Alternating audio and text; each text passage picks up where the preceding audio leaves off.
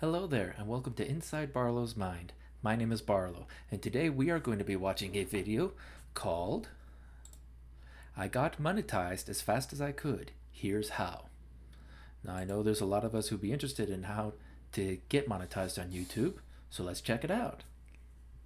So YouTube have just emailed me and told me that I'm monetized, which is great because I only started my channel 6 weeks ago. So there's the email they sent me. Here's my watch time. I'm kind of shocked at how well this has worked. I started a new YouTube channel to see how fast I could get monetized and documented the whole process. So in this video, I'm going to show you just how that happened, as well as this. All of these emails are from brands reaching out to do a sponsorship on the channel, which is just bonkers. Growing a YouTube channel is incredibly hard, and every day thousands of people around the world put crazy amounts of effort into trying to do it. But the reason this challenge started was because when I went to make the whole get monetized on YouTube video and did my usual research to see the advice out there on it, I realized something. If I started again now, I'd pretty much do none of the things that we get told to do. I wouldn't devote much time to search. I probably wouldn't promote my videos outside of YouTube at all. I'd just focus on making videos for people, not algorithms. But let's face it, if I'd made a video saying You should consider this method. it's all just talk, right? So I thought, well, I'll start again and just document the process to getting 1,000 subscribers and 4,000 watch hours in an attempt to help new creators discover another way of doing things. So I set out to do just that, and the first thing to do was to set some goals.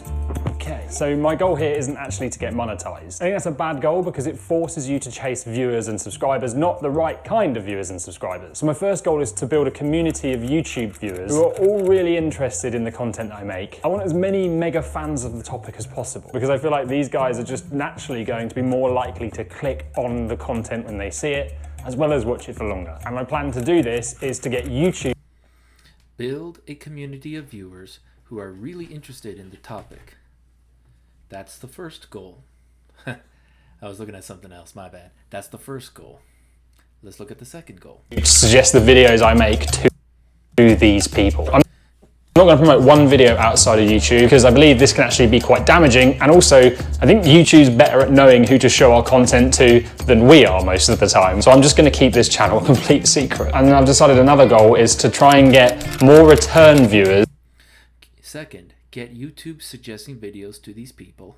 And third, get more return viewers than subscribers. In a 28-day period than I have subscribers. Now that's not a secret hack of the algorithm or anything, and of course I want to keep getting new people come in, but I feel like return viewers to a channel are your community as they're active and subscribers aren't always. And YouTube shows you your return viewers in the back end. So to me, focusing on return viewers will help the channel get monetized, but also build the right kind of community to help it grow faster.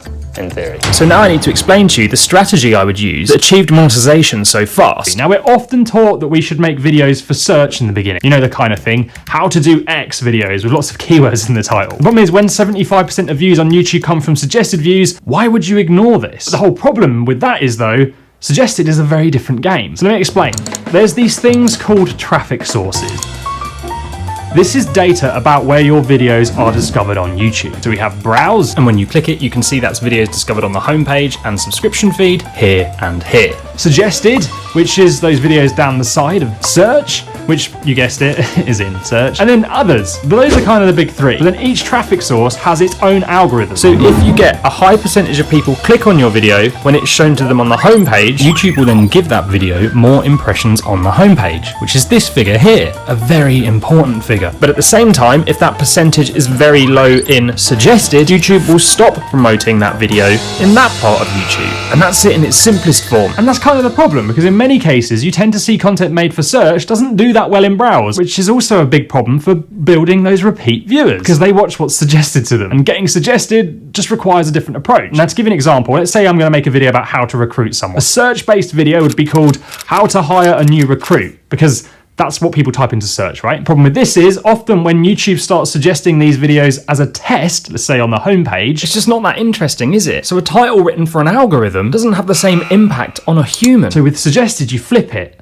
and you call the video something like "Doing This Repels Top Talent." And it's all about writing titles that appeal to people, that intrigue more, rather than something that's full of keywords. By the way, I just paused this to let you know that you still will need some keywords, but they're not everything. So in order to do this well, you need to spend the time working out who your viewers are and what they really care about, because if you don't do that, you will never establish what it is they will click on. So to do this, you go through a process that's known as building an avatar. Avatars are common in marketing. The idea is you work out 1, 2, 3, or 4 different types of people who might be interested in your content or your service. And the more you learn about these people, the easier it is to come up with titles that they will click on, because they'll feel like you're talking directly to them. So to create an avatar, I put myself in my viewers' shoes and listed all of the things I thought they might care about: their fears, their frustration, their age, location, how much they earn, what they did on the weekend, what they thought about the second they woke up, and I ended up with this spreadsheet. All right.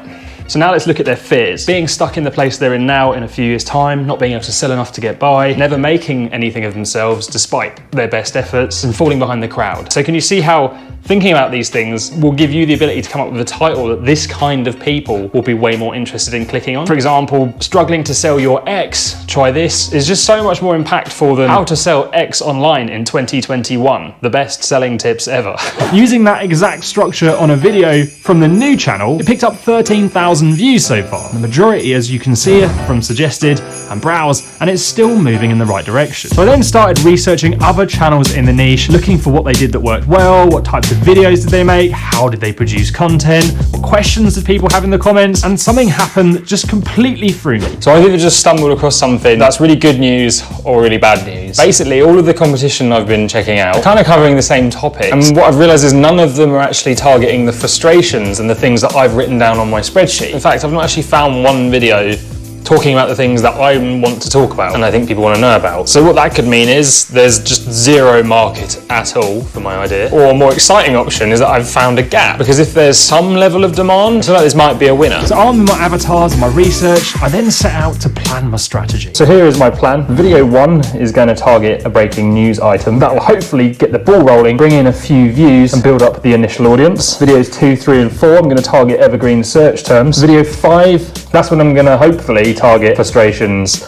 and interests and goals and all those things that I've put on that avatar sheet. The key here would be to make sure these videos worked with the videos that I had made before for search. Now what I mean by that is this: if they find a video in search, what would be the next thing they would want to know about after watching that video? So I sat down and wrote up some title ideas and then started making the videos and got underway. And here's what happened. Video 1, targeting the news. So the first video got 200 views in 2 days. I did absolutely no promotion anywhere at all. And then as expected, it crashed a few days later and nothing else happened to it. And then video 2 tanked.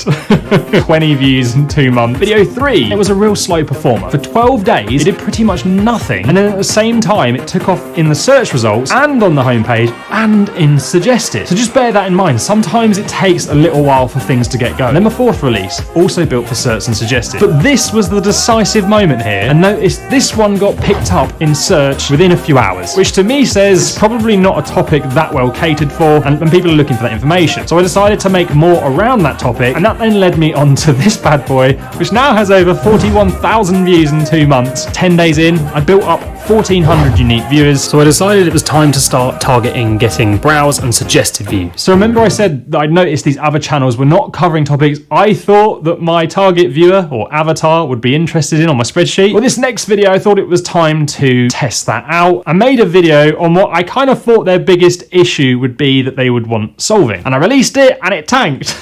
Which was really frustrating, and that's a feeling I get pretty much every day on YouTube about this channel. So I moved on to try another idea based around a problem I thought they all had, and that didn't tank. It actually picked up 800 views in the first 24 hours, and then a day or so later, this happened. The previous video I thought would either crash or burn actually got picked up by browse and suggested, and wow, I'd found 2 topics in the same week that were a hit right next to each other. So I went and made more videos in that series, and they went on to do quite well too. And that brings us up to this moment. So YouTube had just emailed me and told me that I'm monetized, which is great because I only started my channel 6 weeks ago. Here's my watch time. I'm kind of shocked at how well this has worked. But the thing that really surprised me was I'd actually been making faceless videos before this point, so I was never actually on camera. Because things were going so well, I decided to get in front of the lens, and it just made the biggest difference. Suddenly my inbox was flooded. This is crazy. This is all the sponsorship emails I've received. All of these are from brands who have reached out for a sponsorship deal. I did not expect that. And that brings me up to where I was yesterday. So it's been just under 90 days now since I started the challenge. And did I hit the goals? Well, yes, monetization happened in 6 weeks. And I'm going to show you my analytics. You can see that the channel has made £263 in ad revenue. It's about $370. But more importantly, in the last 28 days, my return viewers have been higher than the amount of subscribers I have, with just under 4,000 of them. I've currently got 3,200 subscribers. And probably the most unexpected thing is the whole sponsorship side of this, which was not even a thought in my mind at the beginning. And I'm about to start my 6th sponsored video. But there is something I need to tell you, because I'm not being 100% honest. See, I didn't actually start a new YouTube channel. I started 2. The other channel, I went for the traditional search-based strategy. Now, regular viewers will know a few months ago, I actually unlisted hundreds of videos from this channel that were ranking in search and bringing in quite a lot of views, but I removed them because I thought it was kind of attracting the wrong audience. So I re-uploaded them to this new channel. 4 months later, this is the result. 0 subscribers, and I kind of feel that speaks for itself, really. Now, I'm not saying search is dead or not to do it. You've seen that it played a part in this challenge, but actually spending the time on working out who your viewers are, what they care about, and how to write titles that really appeal to them as people, not algorithms, that's the thing I think you should consider looking at now. But let's not ignore the 2 elephants in the room, though. Firstly, it probably wouldn't be fair if I didn't make it crystal clear that if I'd not found this gap in the research phase, then this would not have happened as fast. But then again, that's why you should do the research, right? But also, the niche of the new channel is just way less competitive than the niche film booths in. I'm not competing against Peter McKinnon and some of the biggest and best video creators in the world. So there's no doubt that the niche was a lot easier than film booths. And secondly, I've been making videos since I was 14. So 5 years, 21 years. So for this project, I didn't have to learn how to film, write, edit, produce, present, and all of the things that new channels have to learn to do before they can make any real progress and get the kind of retention and click-through rates that you need for this to work so well. And that's a valid lesson, because YouTube's just not a level playing field. But most importantly, if you want to give your channel the best fighting chance possible of doing something like this, then you need to learn to make the best videos you can. That's why you need to watch this video next, because I used every tip that's in this video. Oh, and of course, if you're wondering what my channel was, well, I still don't want the wrong people turning up to watch it, so maybe you'll bump into me another time.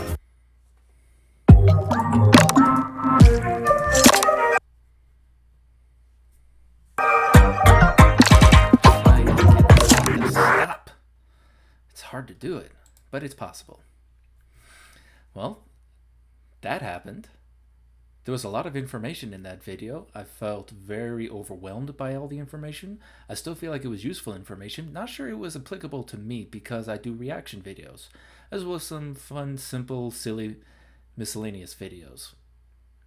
Still, some of it could be very useful and would be a video that I would go through again and watch it piece by piece to get all the information down, as well as the details. And we all know that the beauty is in the details. Or at least that's the way I say it. Thank you very much for your time in watching this video. Please subscribe for more content like this, and I hope you have a beautiful day. Bye.